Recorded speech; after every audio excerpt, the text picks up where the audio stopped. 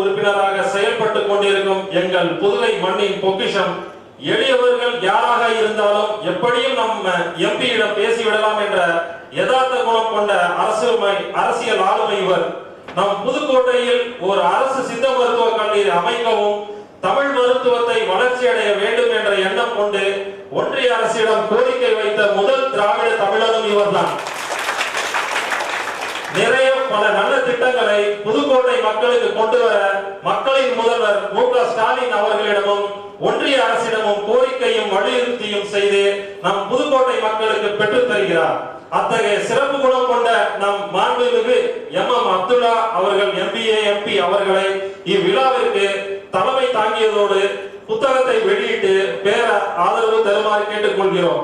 நண்பர்களே, இதோ தமிழ் மொழியில் ஓர் புதுமை, தமிழகத்துக்கே பெருமை, புதியதோர் வழிமுறை, தமிழகமே